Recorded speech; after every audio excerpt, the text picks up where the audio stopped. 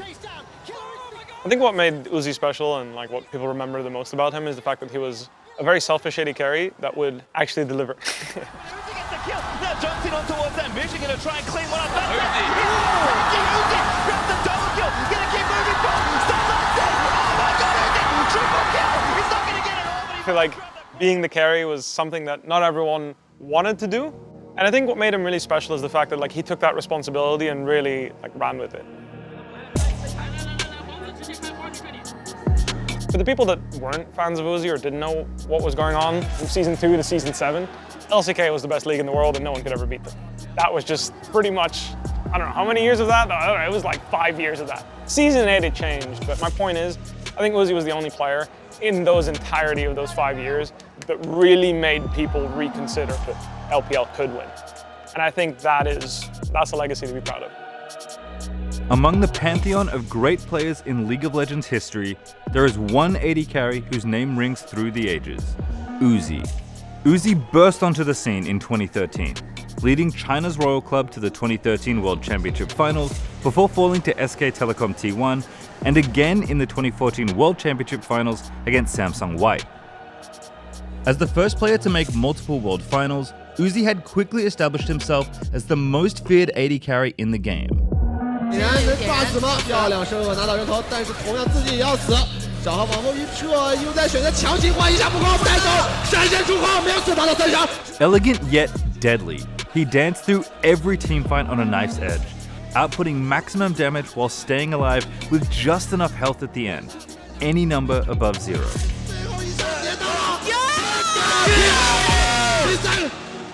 A player so skilled, his teammates would refer to their team comps as raise the puppy. So long as they could guide the little puppy Uzi out of the early game, he would grow into a fierce attack dog in the late game. A player known for much of his career as the Crownless King. Not to be deterred, Uzi would finally claim his crown at the 2018 Mid-Season Invitational, dashing towards destiny with his signature Kaiser and turning the Paris crowd into his own personal coronation party. A player who left his mark on the sport across generations and around the globe, changing how we think about the role of ADC. Attack, damage, carry.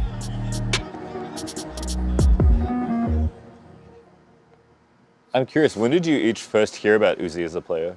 When he was in World's Finals with the Starhorn Royal Club, I think they were called at that point. Probably that was the time, yeah. People said Uzi was like by far the best player, but just couldn't win.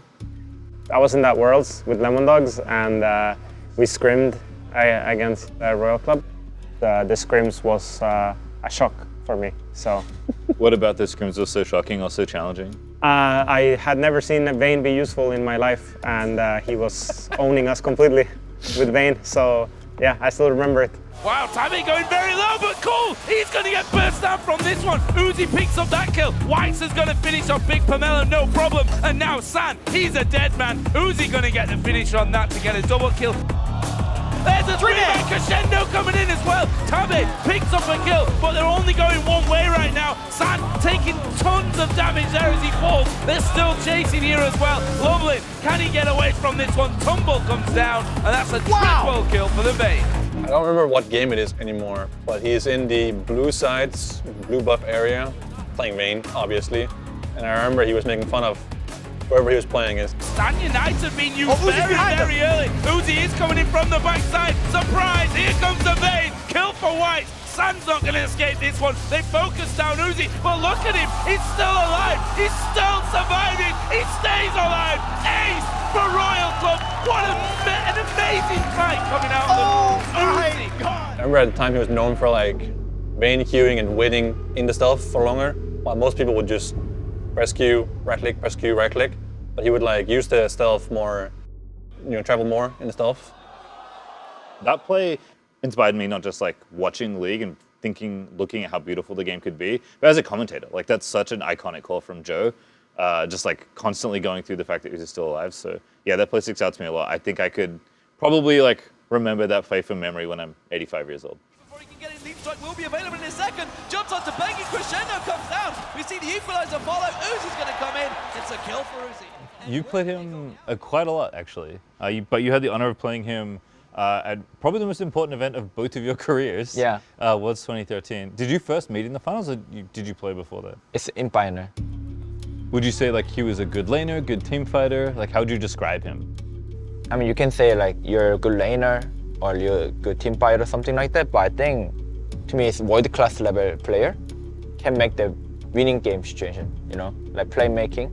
I think Uzi that kind of player too. They keep going in. Godlike's now in the fray. The flame spitter is shut off there. Coming in by Faker. They're looking for the cooldowns, but they're in the middle of the fight, getting torn apart. I thought how he moved the champion movement and understand game. I thought really good. I think I've heard of Uzi for the first time when he started making like Vayne highlights back in like 2013. I was like, this guy is pretty good at Vayne. And then 2014 is actually the first time I actually got to play him at Worlds. That was a good opportunity and good eye-opening experience. It's the Trickster damage. Zanya out, the double kill for Turtle. Bjergsen goes down, but he takes down Korn first. A double as well for Uzi. He's trying to keep himself alive, but again, he finds himself as the last man standing.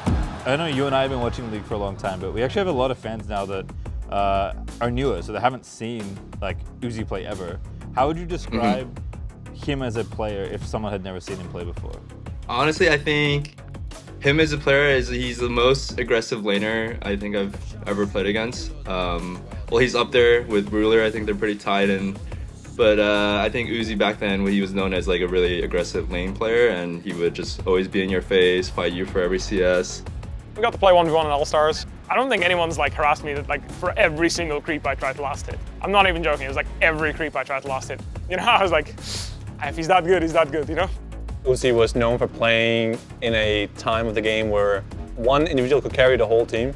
It's really hard these days, but back then, individuals like Uzi could shine in the game. No matter how bad his team was, or how bad the comp was, or his champion, he could always find a way to fight literally 1v9 in the game. Gets the reset. Uzi, is he gonna do?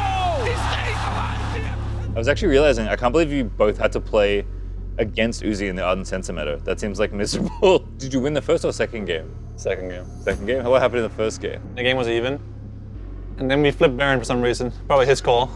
And then we got aced. Uzi got a quad kill, and we lost. No one is taking it yet. They're backing off. Uzi's going in. Expect needs to go mega, but it's too little too late. Uzi is cutting through G2. Expect finally gonna knock Uzi to the wall, but it does not matter.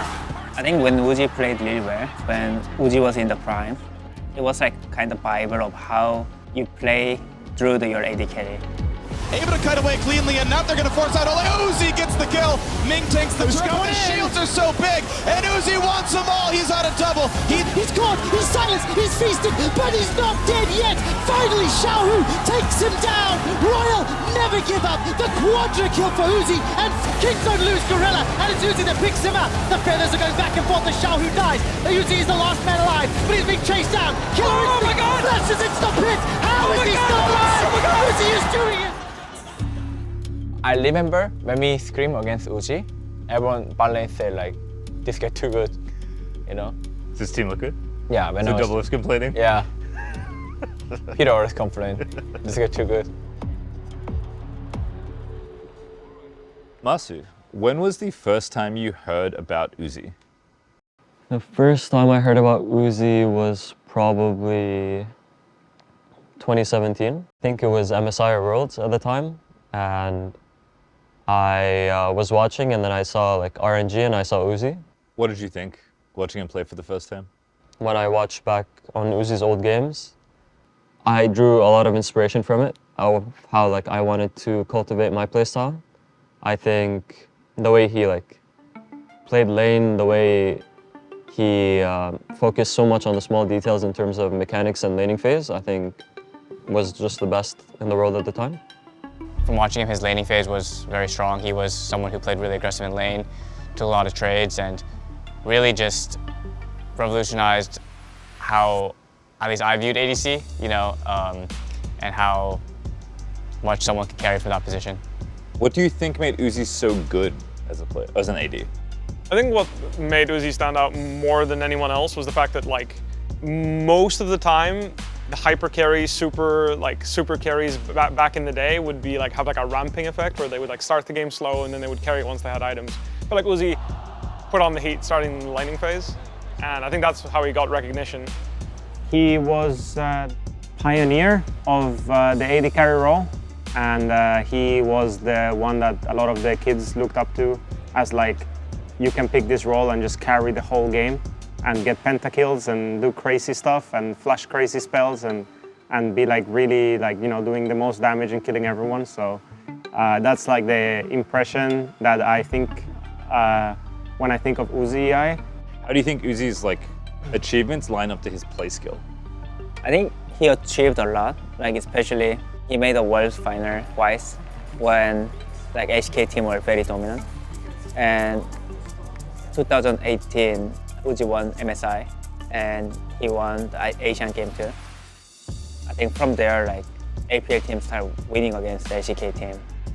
He didn't achieve like a lot, you know, like on the paper, but the meaning he had was really big.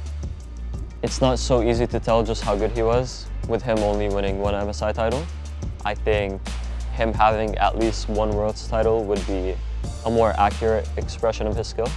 You know, Chinese fans would have loved for him to had won Worlds, but yeah, competition was fierce. In a different time, he could have been a world champ, maybe even more than once. Just unlucky that he was playing against that one guy. Of course, everyone's favorite question. To you, how close is Uzi to Faker? I think Uzi's a bit far from Faker still in terms of legacy. I think no one is close to Faker personally. I think to Faker is like very far. It's not because Uzi is low, but Faker is too high right now at this point. Actually, I think that Faker and Uzi are like opposites. I feel like Faker was the guy that would do anything. Like you could pick him anything, draft him anything, any style, any draft, doesn't matter. This guy's gonna show up and he's the best player in the world. Uzi was on the other end where all the stones had to be precisely laid the way he needed them to, and then he would be the contender for the best player in the world. So that contrast is what made me realize it's not so bad to be just good at one thing. Just make sure you're the best at the world at it. For you, in the pantheon of great League of Legends players, particularly AD carries, where do you rank Uzi? Uzi is the best AD carry of all time still. I would still put him at #1. Some players are getting up there to where I watch them and I get the same feeling as I did watching him, where I think, wow, they're so good. But for now, I would say Uzi's still my #1. It's Uzi taking the damage. He uses the barrier, flashes away. Still not double kill. Looking at it, there's a double kill for Uzi. He definitely made a huge mark on the League of Legends scene. He's been like a pivotal point of the game for like a really long time. And if anyone thought about AD carries, it would always be Uzi back then. I think when it comes to like whether he's the best or not, you can argue people like Deft or people like Ruler can be up there in the conversation. There are current players who people might think are more skilled at this point than he was at that point, but I think when it comes to influence and how much of a reach he had to people at the time, it's not even close. People would say, oh, I'm Faker, when they did something crazy on, you know, a mid-end champ or Rye or something. Similar to how people would play Vayne, they would say like, oh, I'm Uzi, I'm the GOAT, or something like this. Straight onto play! Oh, and the Forge God comes out as well as Killer Instinct. Royal never give up on doing it! In terms of like pure influence of the game, he's by far the most influential to the game ADC player ever.